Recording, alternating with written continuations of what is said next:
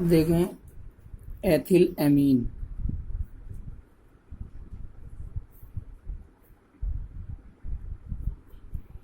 Ethyl amine का अणुसूत्र होता है C2H5NH2 और इसका IUPAC नाम होता है, देखो 2 कार्बन है तो 2 कार्बन के संगत क्या बनेगा, एथेन, और एमीन यानी NH2 समूह है तो प्लस एमीन, तो इसका IUPAC नाम क्या हो जाएगा, एथेनमीन।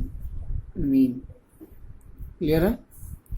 अब इसकी जो संरचना है देखो, चूंकि C 2 हैं इस प्रकार और इन दोनों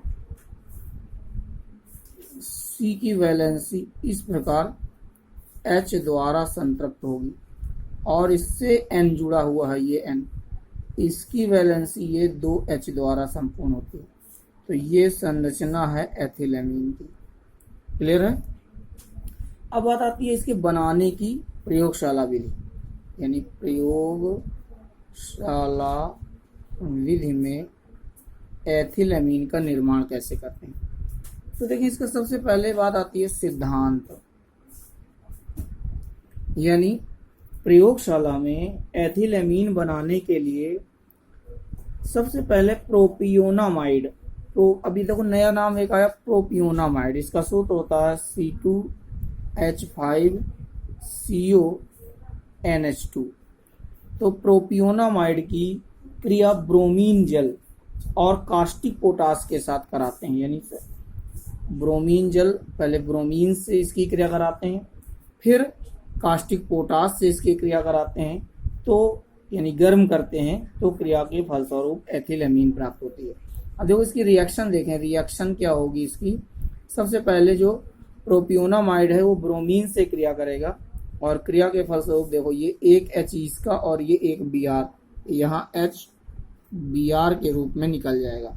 अब बचेगा देखो क्या, C2H5CONH मतलब ये देखो C2H5CONH और इससे ये Br, तो इसका नाम जो है वो ब्रोमोप्रोपियोनामाइड है, यानी ये ब्रोमोप्रोपियोनामाइड प्राप्त हुआ।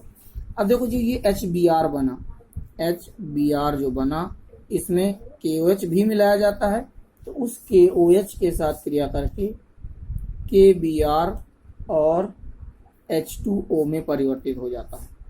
ठीक है। अब इसके बाद ये जो ब्रोमोप्रोपियोनामाइड है यानी C2H5CONHBr, ये KOH उसी विलयन में, क्योंकि सब एक साथ मिला के गर्म करते हैं, तो उसी विलयन में जब ये क्रिया करता है तो ये देखो ये KBr निकलेगा और ये वाला H जो है ये H इसके साथ मिलकर H2O बना लेगा। अब बनेगा क्या, देखो पहले बनेगा पहले C2H5NCO plus KBr plus H2O। अब इसका नाम देखो क्या है यहाँ पर, NCO। मैंने शुरू में जब नाइट्रोजन परमाणु युक्त यौगिक बताए थे तो वहाँ तमाम नाइट्रोजन युक्त क्रियात्मक समूहों की पहचान बताई थी, तो ये आइसोसाइनेट समूह है NCO। ठीक, अब एथिल जुड़ा है तो ये क्या हो गया, एथिल आइसोसाइनेट। अब ये देखो जो ये C2H5NCO है, ये फिर से उसी विलयन में उपस्थित KOH से क्रिया करता है और KOH से क्रिया करके देखो K2 और ये देखो इतना निकल जाएगा, ये क्या निकल जाएगा, K2CO3 निकला। ये देखो K2 है, CO एक है और ये 2 यहाँ से O। ठीक है, K2CO3 बना। अब ये 2H यहाँ आकर N की वैलेंसी को पूरा कर देंगे, तो ये बन जाएगा C2H5NH2। ये तो मैंने पूरी डिटेल बताई रिएक्शन की।